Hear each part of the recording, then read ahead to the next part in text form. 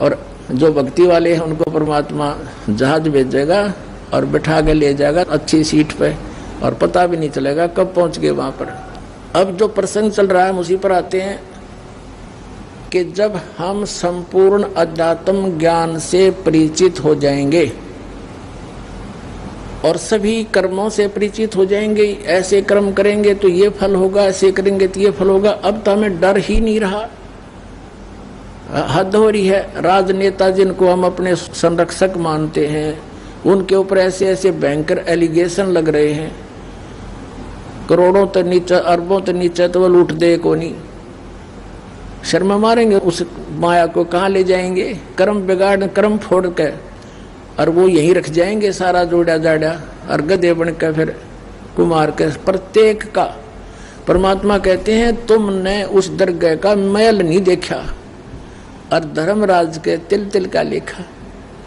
फिर किसी का गधा बनेगा, किसी का भैंस बनेगा, किसी का घोड़ा बनेगा, किसी का कुत्ता बैठ के रखवाली करेगा। वो बेरानी कितने जन्मों में पीछा छूटेगा और फिर जाकर नरक में पड़ेगा वो राजा जो भक्ति नहीं करता, केवल माया लूटन में जीवन नष्ट कर रहा है। और उसको मिल रहा है उसके पूर्व जन्म का, उस पूर्व जन्म की कमाई को सत्यानाश कर रहा है, वो सर्वनाश कर रहा है।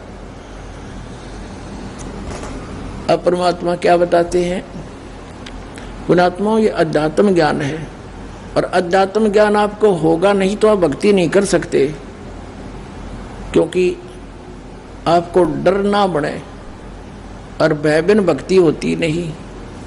और इस ज्ञान से आपको डर बनेगा, भय बनेगा। जैसे बालक छोटा होता है, नादान बच्चा होता है, वो सर्प को भी पकड़ लेता है और सर्प डस जाता है, वो मृत्यु को प्राप्त हो जाता है। गड्ढे में गिर जाता है सड़क सड़क के और डूब के मर जाता है जल में। और कहीं पर स्पार्किंग हो रही होती है, तार गिरा हो नीचे और उसमें कोई ज्वाइंट लूज हो, उसमें स्पार्किंग हो रही हो, उसको आतिशबाजी जानकर पकड़ लेता है और मृत्यु को प्राप्त हो जाता है।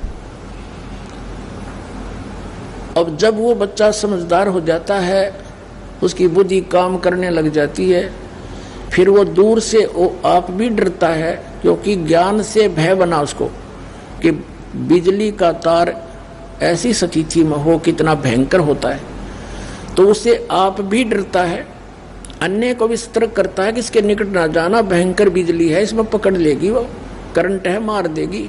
आप भी डरा और दूसरे को बचाया।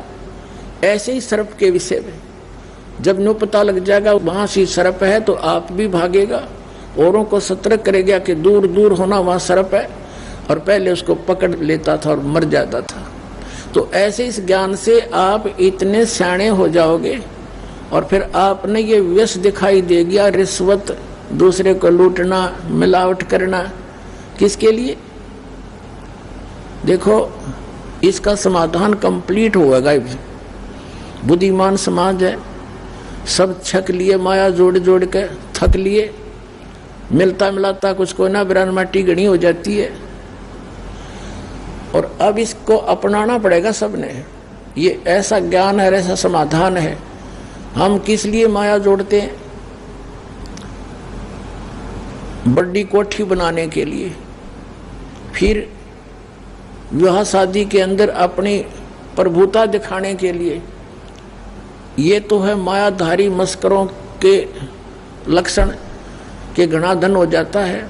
लड़की के ब्याह में कार दे दी और बकवाद दिखा दी, डीजे डाजे बकवाद गढ़ दी।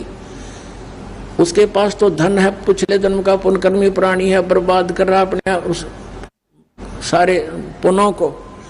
अब उसने तो कर दी वो बकवाद, क्योंकि उसके पास पैसा उपलब्ध है।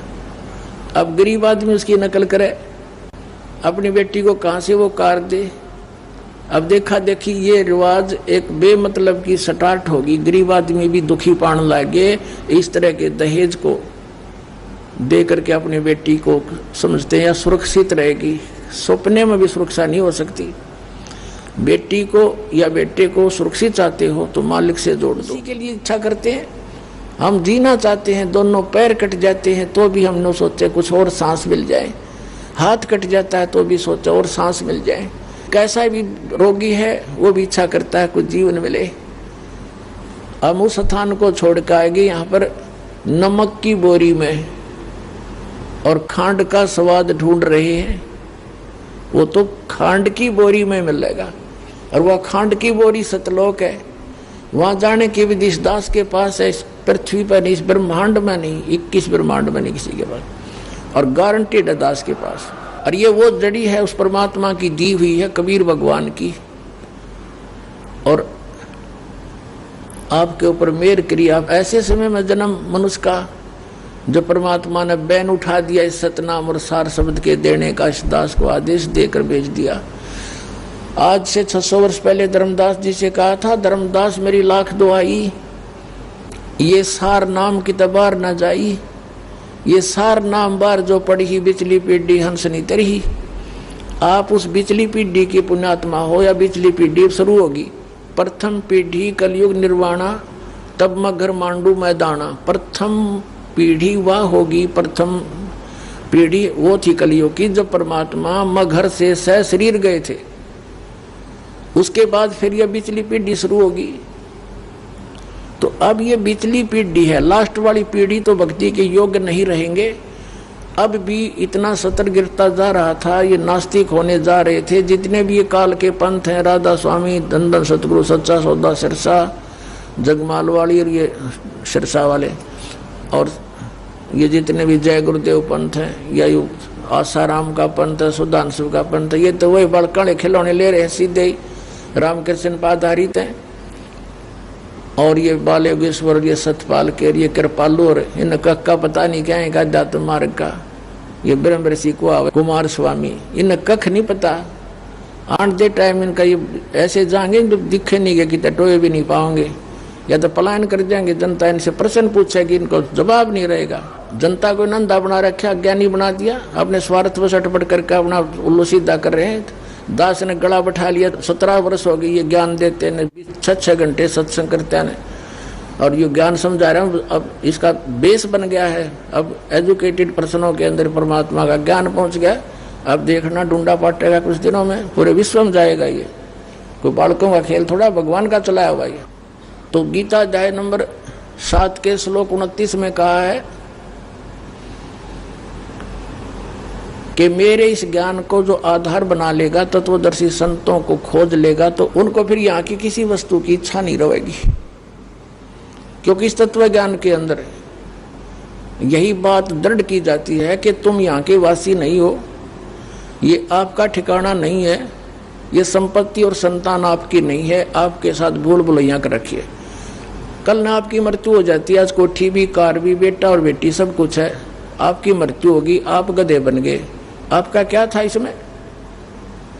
अब परमात्मा कहते हैं अब जो कुछ भी है तेरा संस्कार है, इसके रहते रहते अब ये काम शुरू कर। ये भी रहेगा, अपना संस्कार भी पूरे करेंगे।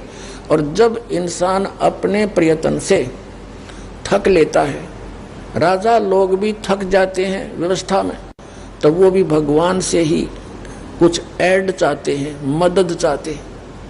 और हमारे को भगवान की मदद भी साथ में लगी।